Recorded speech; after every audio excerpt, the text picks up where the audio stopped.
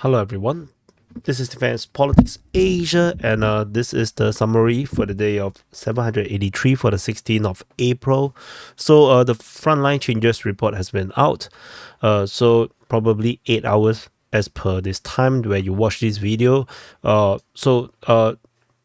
So yeah, now we go into the strategic and tactical reporting, and so can't be helped. I can't put both videos at the same time, or the two videos will just eat each other out, and it would not be good for you because you will not be able to see the video here. So go on from the Kherson Front. So before we reach the Kherson Front, the Ukrainians have struck the Ziankoi air base. So this air base is attacked by the HIMARS 12 times ATACMS. I don't know how to ATACMS. I don't know how to pronounce that. The abbreviation was fired at this air base, and apparently the air base was hit.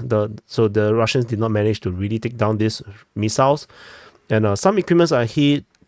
Buildings was hit, so it was unclear what is the exact damage as per this when I mapped this information. So but it doesn't really go to stop the Russian Air Force, but definitely this actually shows the power of this HIMARS ATAC missiles, those super long range missiles. So it's a totally different kind of missiles, so I guess it flies differently, which is why the Russian air defense are unable to intercept it. It's the same thing at the beginning, where HIMARS was first introduced into Ukraine.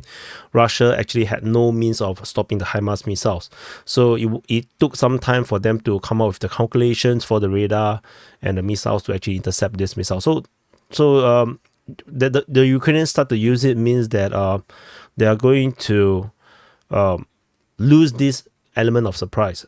So they better start using it to hit some useful targets before the Russians find some countermeasures to it. So that's what I think. Over at the Kherson Front, we still have the Ukrainian Defense Ministry talking about fighting at Krinky. Russian forces continue to be trying to attack Krinky, according to the Ukrainians. And there is a lot of striking around the Tyakhinka and the Avdiivka region.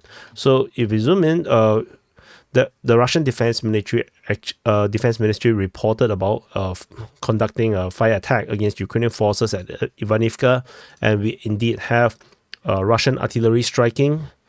So the Krasnopol is basically, if I'm not wrong, is actually guided artillery hitting Ukrainian artillery in Avdiivka, and then another.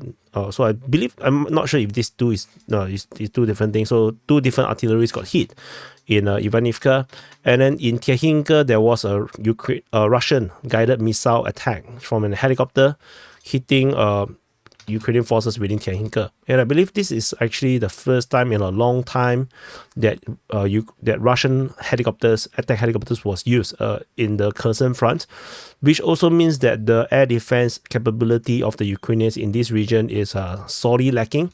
So which is why they can actually use helicopters. So this is actually quite bad for the Ukrainians. Really bad news. So if we zoom out, I think there is nothing else over this area here. We move into the Zaporizhzhia Front. Over at the Zaporizhzhia Front, this is Zaporizhzhia city, and this is the Zaporizhzhia Front with the three different sectors. At the Ocheretyne sector, Russian forces reported that they have shelled Ocheretyne, similar to the reports at Avdiivka. The Russian forces are also reportedly attacking towards Lvivske in the northwest of Verbove, as well as Robotyne. The Ukrainian forces counterattack at Robotyne, trying to recapture lost grounds. And as we zoom in into Robotyne region, there is a geolocation of Russian forces landing troops at around this area here, which means that the Russian forces has actually taken more grounds and confirmed that they have secured the southern half of Robotyne, and corroborating the loss of all these grounds in this area here. So Ukrainian forces closest geolocation was a squad of infantry walking along the road getting hit by FPV drone in this area here. So I think the Ukrainian presence at Robotyne is getting a bit scarce.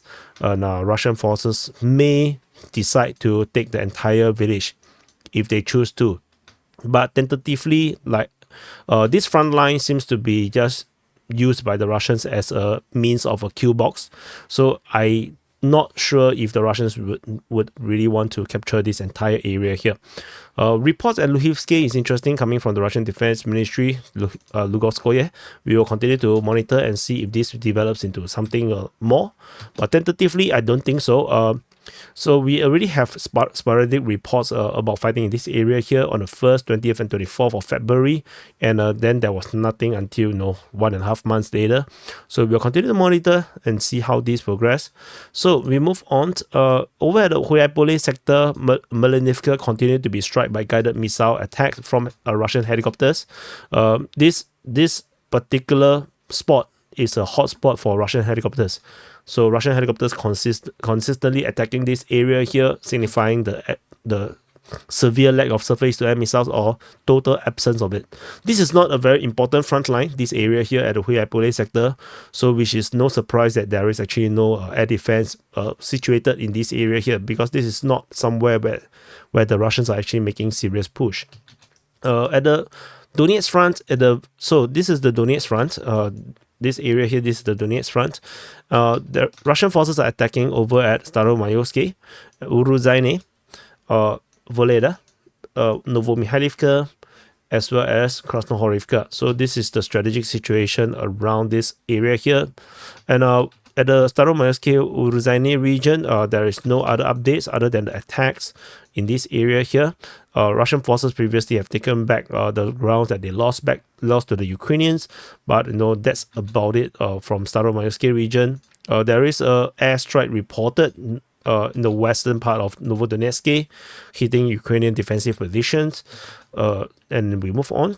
In the northwest of Voleda is over here. There is a Lancet strike on Ukrainian self-propelled gun south of Bohoyevlenka. So this is an artillery system getting destroyed by the Russians' Lancet, which means that the Russians are now hunting for Ukrainian equipments pretty far away from the front line. We are talking about a distance of 6-7 kilometers. So the Russians are now hunting for more things. They run out of targets in the near the front line, it seems. And over at Novomikhailivka, there is no news regarding the Battle of Novomikhailivka. I don't think there's active assault. The active assault is actually over at Krasnohorivka. So Russian forces continue to expand their control. They expanded westward their control of the railway station region, and there is this video footage of the turtle tank. A new attempt by the Russians' turtle tank to actually attack into the center of Krasnohorivka. The tank did not really fire at anything. It basically just drove all the way to the center of Krasnohorivka, probably to try to draw fire from something, whatever. But all they gotten in this video footage was just the Ukrainian artillery trying to hit the turtle tank to no avail. The artillery is just too inaccurate to hit something moving, and it's a very, very interesting footage. I published it in DPA archives. But yeah, the furthest point it drove to was around here, super far away. We basically drove like a kilometer into Ukrainian controlled territory. So which means that there is now Russian presence in this area here. Russian forces can actually attack into these houses and create another strong positions around here. So because it doesn't look like there is a lot of Ukrainian forces in this area here. The Ukrainian soldiers may be hiding in the houses, but with Russian having fire support, and the Ukrainians do not have any anti-tank guided missiles to engage all these tanks, is pretty evident.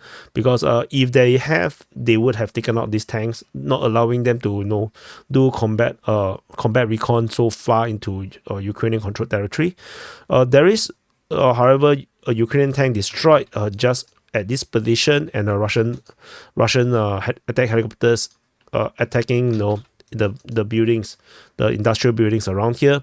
So again, the appearance of Russian attack helicopters shows there's the lack of surface-to-air missile system, and the tank being destroyed still shows that there is still Ukrainian presence, but Russian penetrating into this area here does show the Ukrainians have very limited anti-tank guided missiles to spare. Ukrainians could have this position and fired at a tank when it was driving through the open ground, but no, that attack never came. The Ukrainians simply used artillery. So situation must be pretty bad for the Ukrainians in this ground in the Krasnohorivka region. This is very, very surprising for the Russian tank to just drove unharassed, other than the artillery, all the way to the center. We will continue to monitor and see how this progress for the Ukrainian side. If we move into the Avdiivka Front, at the Avdiivka Front, Russian forces continue their offensive, with fighting reported towards Novokalinove, towards Ocheretyne, Novobakhmutivka, Avdiivka, Semenivka, Netelove, as well as in the south of Pervomayske. Ukrainian forces counterattack at Netelove, at Semenivka, Avdiivka, towards Stepove, and as well as Novokalinove. So this is the strategic situation in the Avdiivka Front.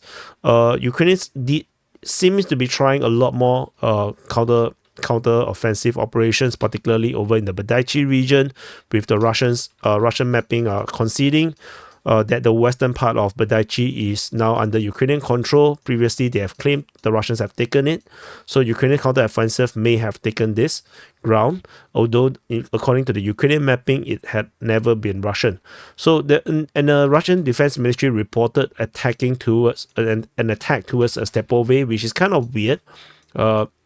So because the front line have not really evolved in that kind of direction, we'll see. And Ukraine still have a presence in the northern part of Semenivka. Russians are still trying to attack, with Ukrainian counterattack being reported at Semenivka as well. So Ukrainians are trying to push back the Russians over in the Avdiivka region. So that's very interesting. However, the same cannot be said over at Pervomayske.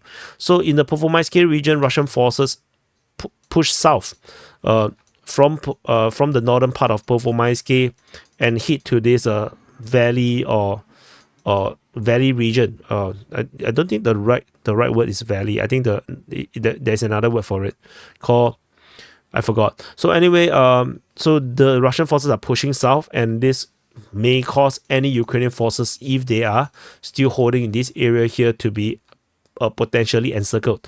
According to Russian mapping, Pervomayske is under Russian control, and this would actually cause a pincer attack if the Russians decided to do it. If Nevelske is indeed under Russian control, then the Ukrainian forces over here is going to be encircled. And so the Ukrainian forces must quickly withdraw right now from this salient, or they will be encircled. However, according to the Russian report, they also say that this particular area between Nevelske and Pervomayske is extremely difficult to quickly capture, because there is a lot of mines in this area here. So the Russian forces to take this area here would have to be really careful, very slow, and this doesn't help because Ukrainians launch a lot of drones in this area here. So clearing mines while the enemy drones are hunting you is a bit tricky to navigate, but regardless, strategically speaking, it is no longer holdable for the Ukrainians along this area here. Ukrainian forces will have to form a new line of defense on the western part of Nevelske and Pervomayske, lining up all the way to Netelove in the northern part of this area here. So we will continue to monitor and see how this develops over in the Pervomayske region. And over in the northernmost part, the Russian tongue, this looks like a tongue, is starting to leak Ocheretyne. The Russian forces now are attacking towards Ocheretyne. This is yet another day. So every 24 hours, there is developments in this area here. We first have this one, and then there was moving towards Pervomayske, now Novobakhmutivka, and now it's moving towards Ocheretyne. So things are really looking really bad. The entire line of defense here has been broken, and it's suffice to say that the Russians are now attacking towards Novobakhmutivka as well, other than having the first grounds of Ocheretyne. So if you look at the Ukrainian mapping, they claim that the Russians have taken the substation as well as a number of houses in the first the first few houses at Ocheretyne. The Russian forces are going along this railway line. So the battle of Ocheretyne has begun, and this actually comes much earlier than I expected. And as I mentioned before, the Ukrainian second line of defense actually is here. From this point all the way to Kharkiv, and so this is where the second line, the second prepared line of defense, where the Ukrainians lost a lot of soldiers trying to build, and the Russians may just go around it entirely.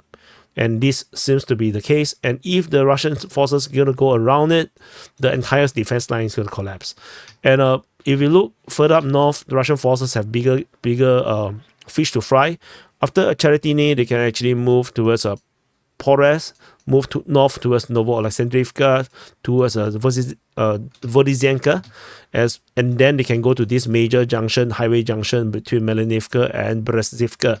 And if the Russians manage to, over the course of maybe the next 2 months, traveling all the way there, they are going to cut off connections between Pokrovsk and Konstantinivka, and this will create a massive logistic headache for the Ukrainian side.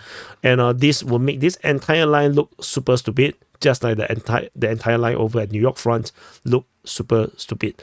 And that would make this entire area totally unnecessary. So Russian forces can just continue to move towards Pokrovsk and make the Ukrainian forces here really happy because they don't have to die. So that's all over at the Avdiivka Front. This is the importance of this push towards Ocheretyne, going around the defenses. As you can see, the major fortress is over at Sokil. The Russian forces can simply just go around it, so they don't have to take it. They just don't have to take it. But knowing the Russians, they will take it. So no, Russians being Russians, just like how they are penetrating directly into Chasiv right now. So there's nothing at New York Front. So we are going to the Bakhmut Front, as we are going to talk about Chasiv soon. Russian forces continue in the southern flank in their attack towards Klishchiivka and Andriivka, as well as Kudyumivka. There is geolocation of Ukrainian forces mortar system getting hit by Russian artillery within Klishchiivka as well. Within Klishchiivka itself, Ukrainian forces getting hit by FPV drones. So Russian forces continue to treat this as a kill box. They are not pushing. They are just attacking, in a very positional sense. However, in the northern flank, it's a bit different. Russian forces are still trying to push through in this area here. If we zoom in, Russian forces are attacking in the area of Ivanivsky. So there is still no 100% confirmation of Russian full capture of Ivanivsky. There is geolocation of Ukrainian sapper units. Installation of anti-tank mines by sapper unit. They got hit by the drone. So Ukrainian forces were installing some anti-tank mines at the entrance of Nove, and then they got killed by the drones. However, based on Ukrainian sources, Deep State UA reported that there is Russian forces being geolocated over here, which is very weird. How did the Russian forces reach this place where the Ukrainian forces are still trying to fortify Nove? So did the Russians go through this forest and then ended up appearing in this area here in the forest region?